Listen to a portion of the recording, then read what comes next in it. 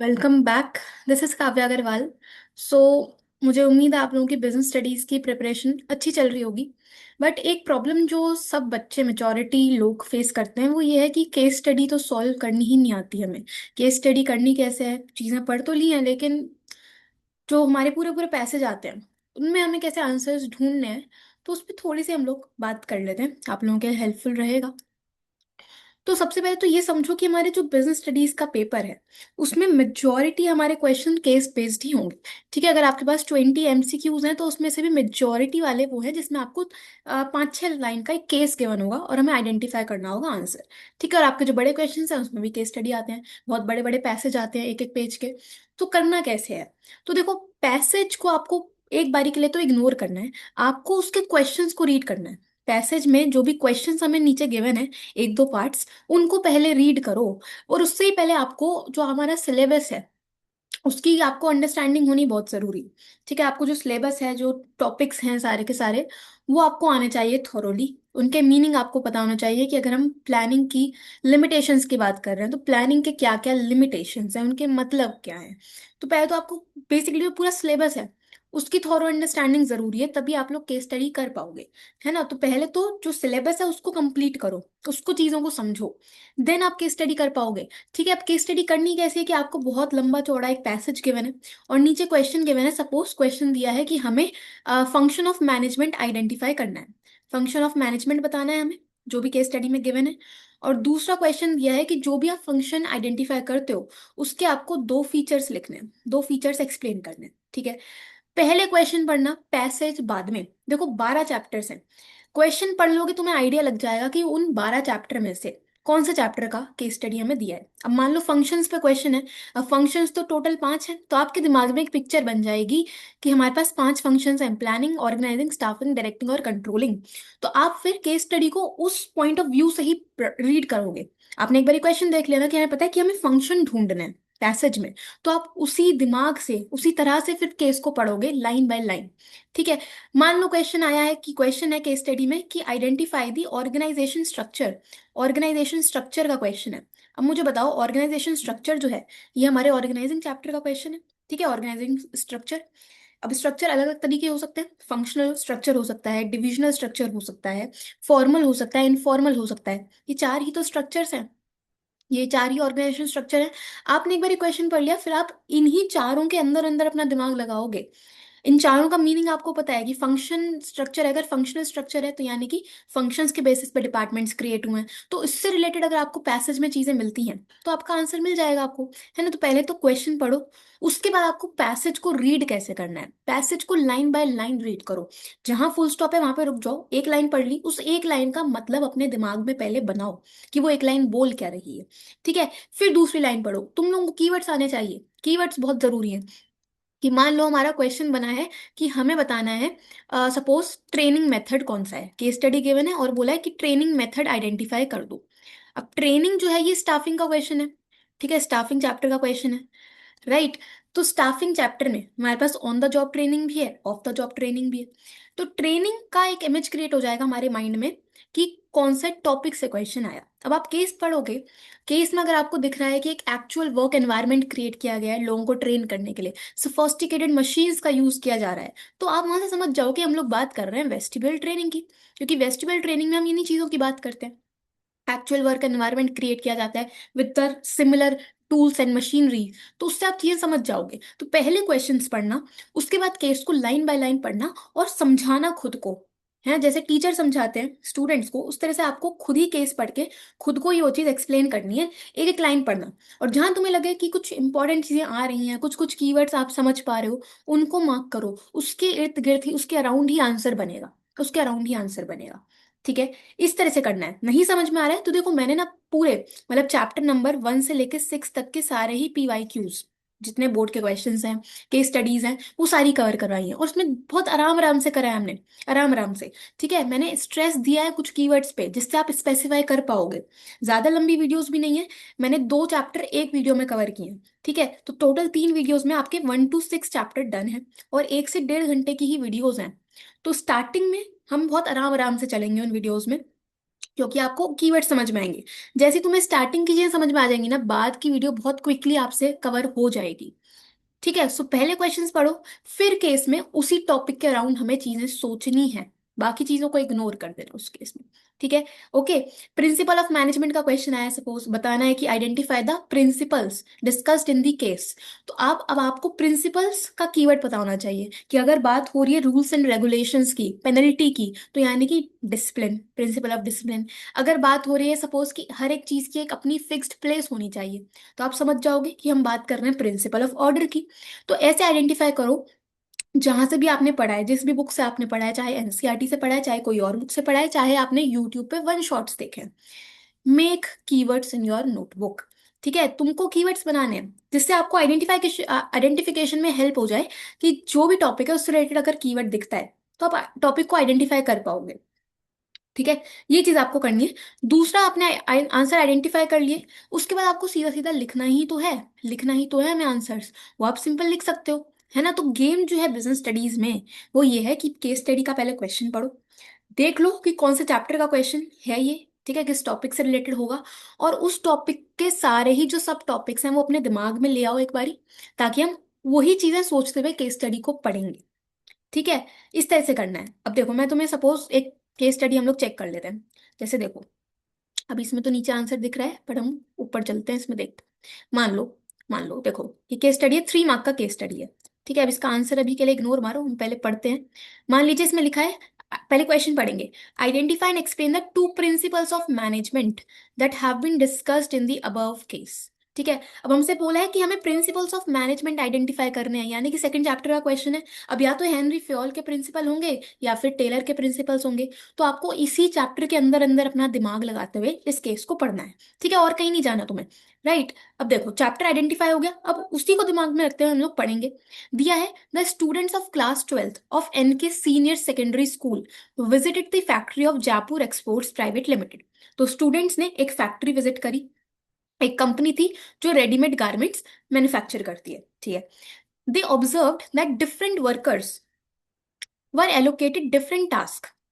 उन बच्चों ने ऑब्जर्व क्या किया कि अलग अलग वर्कर्स को हमने अलग अलग काम दिया है, जैसे कि cutting the fabric as per specification, stitching dresses, putting buttons, ironing the finished dresses, packing them and putting labels. तो बेसिकली हमने काम को क्या किया है, डिवाइड कर दिया है ना। जो टोटल काम है उसको हमने अलग अलग वर्कर्स के हिसाब से डिवाइड कर दिया है। अब हमें पता है हम प्रिंसिपल्स की बात कर रहे हैं, प्रिंसिपल्स में एक हमारा पहला प्रिंसिपल यही है, डिविजन ऑफ वर्क। हमने काम को डिवाइड किया है ना, डिफरेंट डिफरेंट टास्क में। तो यानी कि यहाँ से जो हमारा प्रिंसिपल निकल के आया है वो कौन सा है, डिवीजन ऑफ वर्क। कैसे आइडेंटिफाई कर पाए, क्योंकि हमें चैप्टर पता है कि किस चैप्टर से रिलेटेड है, उसमें कौन कौन से प्रिंसिपल्स हैं, वो सोच के आपको आंसर देखना है। ठीक है, इसके बाद आगे देखते हैं, the CEO told the students that it results in efficient and effective output. ठीक है, दे ऑल्सो ऑब्जर्व, अब उन्होंने और क्या ऑब्जर्व किया, they also observe orderliness in the factory as there was a fixed place for everything and it was present there। और क्या चीज ऑब्जर्व करी कि फैक्ट्री में हर एक चीज के लिए फिक्स्ड प्लेस है। तो जब भी हम फिक्स्ड प्लेस फॉर एवरीथिंग की बात करते हैं, तो यानी कि हम बात कर रहे हैं प्रिंसिपल ऑफ ऑर्डर की। प्रिंसिपल ऑफ ऑर्डर अभी आइडेंटिफाई कब कर पाओगे, जब आपको चैप्टर पता हो, आपने चीजें पढ़ी हो। अब वो पढ़ने के लिए या तो बुक से पढ़ो, टाइम है अभी भी, या कोई वन शॉट देख लो, डिटेल्ड वन शॉट, आपका काम हो जाएगा, आपको टॉपिक्स पता चल जाएंगे, तब आइडेंटिफाई कर पाओगे। ठीक है, बाकी यस, तो यहाँ से 2 ही प्रिंसिपल निकल के आए, एक तो डिवीजन ऑफ वर्क, दूसरा ऑर्डर। राइट, तो यहाँ से आपका आंसर डन है। ठीक है जी, उसके बाद तो आपको लिखना ही है। ठीक है, अब लिखना कैसे, उस पर एक सेपरेट वीडियो करूंगी, ये स्पेसिफिकली केस स्टडीज के लिए। ठीक है, एक और क्वेश्चन देख लेते हैं, मान लो ये क्वेश्चन देखते हैं। देखो इसमें क्या बोला है, अगेन नीचे का आंसर मत देखो फिलहाल के लिए। देखो दिया है, identify and explain the 3 principles of management. तो अगेन प्रिंसिपल्स का ही क्वेश्चन है, तो अब इसको लाइन बाय लाइन पढ़ेंगे और खुद को समझाएंगे। देखो दिया हुआ है, a famous cricket coach Alam Raja was hired by sports college Indore to coach the college cricket team for a national level competition. तो एक क्रिकेट कोच को हायर करा है कॉलेज ने, एक क्रिकेट टीम को कोच करने के लिए, ट्रेनिंग देने के लिए। ठीक है, in the first meeting itself the principle of the college announced that the players would entered into an agreement with the college. तो प्रिंसिपल ने ये अनाउंसमेंट कर दी कि जितने भी प्लेयर्स हैं वो कॉलेज में एक अग्रीमेंट में एंटर करेंगे। ठीक है, अब अग्रीमेंट में क्या है, agreement would state the reporting time for players on the field. So agreement में लिखा होगा कि प्लेयर्स को कितने बजे फील्ड में आ जाना है, टाइम क्या होगा। और अदर्स रूल्स एंड रेगुलेशंस की बात हो रही है। Failure to obey the agreement and rules would lead to judicious application of penalty. साफ साफ लिखा है, अगर आपने अग्रीमेंट को तोड़ा, अग्रीमेंट को फॉलो नहीं किया, तो पेनल्टी लगेगी। अब मुझे बताओ कौन सा प्रिंसिपल ऐसा है जिसमें हम रूल्स रेगुलेशंस पेनल्टीज की बात करते हैं। The principle of discipline. तो यहाँ पे प्रिंसिपल ऑफ डिसिप्लिन की बात हो रही है, आइडेंटिफाई कर दिया ना। ठीक है, तो जो इंपॉर्टेंट चीज तुम्हें लग रही है ना पढ़ते टाइम, उसको मार्क करते जाना। ठीक है, वहीं पे आंसर मिलेगा। इसके बाद लिखा है, it was announced by the college principal that the players would receive orders from the coach and they would be responsible only to the coach. देखो लिखा है, प्रिंसिपल ने ये भी अनाउंस कर दिया कि जो प्लेयर्स हैं वो कोच से ही ऑर्डर रिसीव करेंगे, और सिर्फ उस कोच को ही रिस्पॉन्सिबल होंगे, आंसरेबल होंगे, only to the coach. To prevent confusion regarding task to be done, जिससे कंफ्यूजन ना क्रिएट हो। मतलब आपको ऑर्डर भी एक ही पर्सन से मिल रहा है और आपको रिस्पॉन्सिबल भी आप उसी एक पर्सन को हो। ये कौन सा प्रिंसिपल होता है, ये होता है हमारे unity of command. Unity of command है ना, कि एक ही बॉस से हमें ऑर्डर मिलेंगे और हम उसी एक पर्सन को ही रिस्पॉन्सिबल होंगे, जिससे कंफ्यूजन ना क्रिएट हो। यानी कि हम लोग बात कर रहे हैं यूनिटी ऑफ कमांड की। समझ गए, ठीक है। इसके बाद the coach was very determined to train the players to win as the entire responsibility was on his shoulders. He promoted the spirit of mutual trust and belongingness among the team members, without which he felt it would be difficult to win. तो जो coach साहब हैं, उन्होंने mutual trust को promote किया, belongingness को promote किया, मतलब कि जो पूरी टीम है वो एक साथ मिलकर काम करे, है ना, एक म्यूचुअल एजेंसी की तरह काम करे, म्यूचुअल ट्रस्ट के बेसिस पे। अब mutual trust, belongingness, team spirit की हम लोग बात करते हैं एस्पिरिट डी कॉप्स में। तो तीसरा प्रिंसिपल कौन सा हो गया, एस्पिरिट डी कॉप्स। ठीक है, तीन प्रिंसिपल्स बोले तो तीन से ज्यादा आपको इसमें मिलेंगे भी नहीं, सीधी सीधी बात। ठीक है जी, तो केस स्टडी को लाइन बाय लाइन पढ़ो, जहां फुल स्टॉप है रुक जाओ, उस लाइन का मतलब अपने दिमाग में इंटरप्रेट करो, बन क्या रहा है। ठीक है, ओके। केस स्टडी और देखते हैं जिससे आपको आइडेंटिफिकेशन समझ में आए। ऑल्दो सारी केस स्टडी मैंने डिटेल में कवर करी है ये वाली, बट हम देख रहे हैं, समझ लेते हैं। तो देखो लिखा है, identify and explain the three types of plans discussed in the above पैर। अब आपको पता चल गया, क्वेश्चन में बोला है हमें टाइप्स ऑफ प्लान्स बताने, है ना। टाइप्स ऑफ प्लान में आपके दिमाग में आ जाना चाहिए, अलग अलग टाइप के प्लान्स थे। ऑब्जेक्टिव है, स्ट्रैटेजी है, पॉलिसी है, रूल्स हैं, बजट है, मेथड है, प्रोसीजर है, मल्टीपल टाइप ऑफ प्लान। ठीक है, अब उनके कीवर्ड्स आपको आने चाहिए, तब आप आइडेंटिफाई कर पाओगे। तो देखो पढ़ते हैं, लिखा हुआ है, diamond logistics company had a turnover of 25 lakh during the year ended 31 मार्च 22। ठीक है, ठीक है। इसके बाद आपको दिया है, in a board meeting held on 15 April 2022 it was decided to achieve a turnover of 45 lakh for the next year. तो एक मीटिंग हुई जिसमें ये डिसाइड किया गया कि हमें टर्नओवर जो है वो अगले साल में 45 लाख का बनाना है। डिसाइड किया है, डिसाइड किया है, यानी कि हमने एक टारगेट सेट किया है। टारगेट जब भी सेट करते हैं ना, तो उसको हम बोलते हैं ऑब्जेक्टिव। ऑब्जेक्टिव हमारा फर्स्ट टाइप ऑफ प्लान मिल गया। ठीक है, समझ गए। इसके बाद बोला, to accomplish this objective after taking into consideration the business environment a comprehensive plan was drawn. इस ऑब्जेक्टिव को अटेन करने के लिए हमने एक प्रॉपर कॉम्प्रिहेंसिव प्लान बनाया। तो जब भी हम लोग टाइप्स ऑफ प्लान में कॉम्प्रिहेंसिव प्लान की बात करते हैं ना, ये कॉम्प्रिहेंसिव कीवर्ड है, तो हम इसे बोलते हैं स्ट्रैटेजी। स्ट्रैटेजी, ठीक है। इसके बाद the CEO of the company also released a plan that would not only guide the thinking of the managers and their decision making but also channelize their energies towards achievement of this target। तो CEO ने एक plan बनाया जो सिर्फ thinking को ही guide नहीं करेगा या सिर्फ डिसीजन मेकिंग में ही हेल्प नहीं करेगा, बल्कि एम्प्लॉयज के एनर्जी को चैनलाइज करेगा गोल को अटेन करने के लिए। जब भी हम इन चीजों की बात करते हैं कि एनर्जी को चैनलाइज करना या फिर सिर्फ थिंकिंग में ही हेल्प ना करना, तो ये होती है पॉलिसी।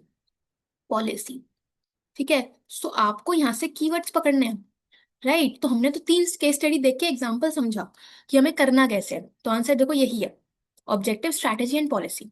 ठीक है, तो आपको इसी तरह से करना है, इसी तरह से केस स्टडी करनी है। क्वेश्चन पढ़ो, उस टॉपिक के अराउंड अपना आंसर सोचो कि होगा क्या, फिर line by line case study पढ़नी है। जो जो पॉइंट्स मिलते जा रहे हैं उनको मार्क करते जाओ, उसी के अराउंड आंसर बनेगा। बट इसके लिए आपको पहले सिलेबस आना चाहिए, तब कर पाओगे। ठीक है, डिटेल में ना सारी केस स्टडीज करी है हमने, सारी चैप्टर 1 से 6, बाकी चैप्टर में डाल रही हूँ एक एक करके। तो उसमें तो तरीके से करा है, मतलब मैंने कीवर्ड्स पे स्ट्रेस दिया है ताकि आपको पता चल जाए कि ये कीवर्ड है तो यार ये आंसर बनेगा। और अगर आप चाहते हो कि मैं चैप्टर वाइज कीवर्ड्स की एक लिस्ट बना के शेयर कर दूँ, तो वो मुझे कमेंट्स में बता देना, वो मैं करके फिर शेयर करती हूँ उस चीज़ को भी। ठीक है, थोड़ा सा टाइम लगेगा मुझे, बट मैं करती हूँ वो भी। ठीक है, तो केस स्टडी करने का यही तरीका है, पढ़ो, सिलेबस समझो, कीवर्ड्स अपने पास थोड़ा सोचो क्या क्या है, और केस स्टडी प्रैक्टिस करनी है। ठीक है, ओके। कोई और प्रॉब्लम अगर आती है सो कमेंट में पूछ लो मुझसे, आई आंसर। ठीक है, चलो मिलते हैं नेक्स्ट वीडियो में। Thank you so much.